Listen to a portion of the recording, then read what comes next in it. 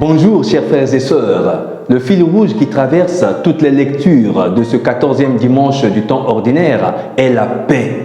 De nos jours, est-ce qu'on peut dire que nous vivons vraiment en paix? Et pourquoi la paix? Comment peut-on vivre en paix? En voyant le fonctionnement de l'Église et du monde, pouvons-nous dire vraiment que nous vivons dans la paix? Et pourquoi pas? Les textes de ce jour nous en donnent la réponse. Au retour de l'exil babylonien vers l'an 535 avant Jésus-Christ, le prophète Isaïe invite les exilés rentrés au pays à espérer en l'ère de paix et de prospérité, même si les difficultés continuent parce qu'ils doivent tout reconstruire. Ils ont perdu la terre, ils ont détruit le temple, alors le peuple revient avec la force de tout reconstruire, non seulement regagner la terre, non seulement reconstruire le temple, mais aussi reconstruire l'homme désespéré.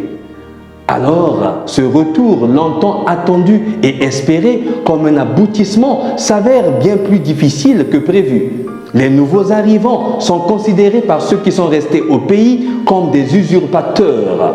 Le prophète doit alors, une fois de plus, redonner l'espérance, réconcilier et apaiser les cœurs. Il reprend, console, admoneste, mais surtout, il fait briller Jérusalem comme la ville de Dieu, le phare de toutes les nations, le lieu de l'espérance eschatologique. Réjouissez-vous avec Jérusalem, soyez pleins d'allégresse, vous tous qui la pleuriez. Voici que je dirige vers elle la paix comme un fleuve et comme un enfant que sa mère console, ainsi je vous consolerai, dit le Seigneur à nous aujourd'hui comme hier au peuple d'Israël. C'est à nous d'installer cette ère de paix et de prospérité en notre temps au-delà des événements inattendus ou des méandres de la vie qui parfois nous entravent. Et cette paix, avant qu'elle ne s'étende dans le pays, doit partir du cœur, car un cœur réconcilié avec lui-même se réconcilie avec les autres et dilate la paix, une paix contagieuse qui gagne coin et recoin du pays, coin et recoin du monde. Voilà pourquoi, comme les 72, Jésus t'envoie, toi aussi, comme moi, envoie chacun de nous, parce que l'Église, c'est toi, c'est moi, et c'est nous ensemble, 72 disciples envoyés en mission dans l'Évangile. Contrairement aux 12 appelés par le Seigneur pour qu'ils restent près de lui, les 72, donc nous, tous les disciples du Christ, en son temps et dans tous les temps, retournent immédiatement dans leur milieu de vie quotidienne, leur famille et leur travail, dans toutes les villes et tous les lieux où Jésus lui-même allait se rendre, nous dit l'Évangile. Les 72 vont là où Jésus lui-même allait se rendre. Puisque Jésus ne peut pas être partout, alors il a besoin des collaborateurs. Ces 72 sont envoyés afin d'être Jésus-Christ au milieu de ce même peuple où Jésus lui-même devrait aller. Leur seul intérêt ou devoir est celui d'évangéliser et de guérir avec douceur et humilité dans la pauvreté, sans richesse et sans sécurité. N'emporter ni argent, ni sac, ni sandales, c'est-à-dire pas d'argent. Ce n'est pas l'affaire de l'Église, la bourse. Pas de structure pour accumuler, pas de banque ou sacoche, pas de sécurité, pas de soutien et compromis politique pour continuer la marche, c'est-à-dire pas de sandales. Et leur seul secours, leur seule sécurité, c'est celui qui les envoie dans n'importe quelle maison où nous entrons. Comme il dit à ses disciples, dans n'importe quelle maison où vous entrerez, disons d'abord, paix à cette maison. Pas de paix possible sans justice, sans amour et sans pardon. Afin que la paix soit effective, il faudrait qu'il y ait vérité, justice et réconciliation. Dans un contexte où les uns marginalisent les autres et piétinent les autres, il ne peut y avoir paix. Afin qu'il y ait paix, il faut qu'il y ait vérité. justice, alors à ce moment-là, la paix se dilate et se dégage des cœurs pour gagner coin et coin. Paix à cette maison. Et puis, Jésus recommande à ceux qui l'envoient, de toute façon, il y a ceux qui vous accueilleront et ceux qui refuseront d'accueillir votre message, le message évangélique.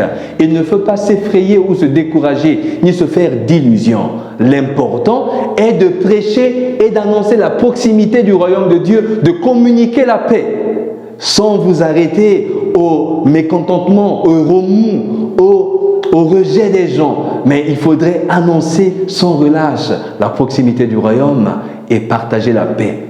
La vérité n'a pas besoin de tant de mots et de bavardage pour vouloir convaincre ou persuader. Il suffit de l'annoncer et Jésus lui-même fait le reste. Allez annoncer et le Christ fera le reste.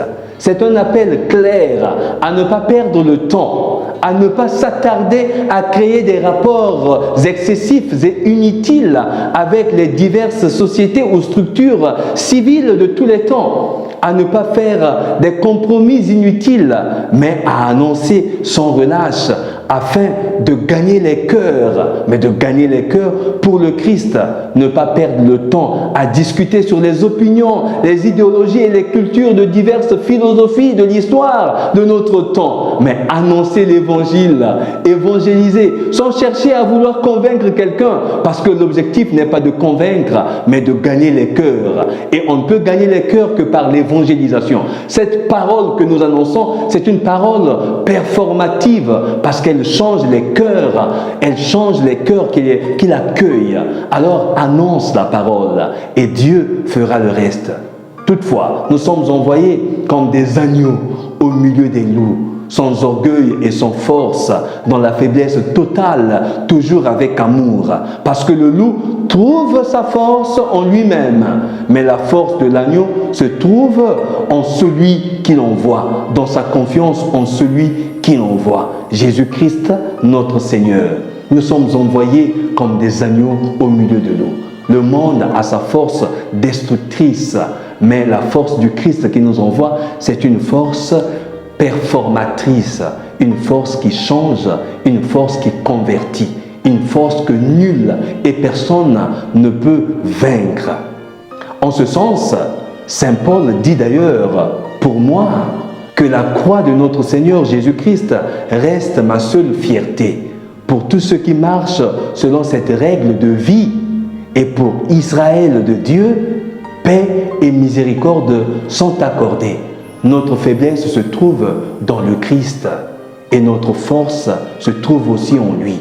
Nous sommes forts lorsque nous sommes faibles, parce qu'en assumant notre faiblesse, nous la sublimons et nous devenons forts en Jésus-Christ. Alors, chers frères et sœurs, allons annoncer la bonne nouvelle, allons annoncer le Christ, car les hommes ont besoin de paix. Et cette paix, nous en sommes capables de la communiquer, nous sommes capables de la donner au monde. Et notre force se trouve en lui. Nous aurons peut-être l'impression d'être écrasés, nous aurons peut-être l'impression d'être étouffés, nous aurons peut-être l'impression d'être pris en étau par les forces contraires à l'évangile. Mais notre force se trouve en Jésus-Christ qui nous envoie. Il est bien conscient que je les envoie comme des agneaux au milieu des loups. Des loups-garous sont partout, dans notre église aussi, dans notre société, dans notre monde, dans nos familles. Mais nous, comme agneaux, nous comptons sur celui qui nous envoie. Jésus-Christ, notre Sauveur, notre force invincible. Alors que Dieu vous bénisse. Priez pour moi comme je prie pour vous.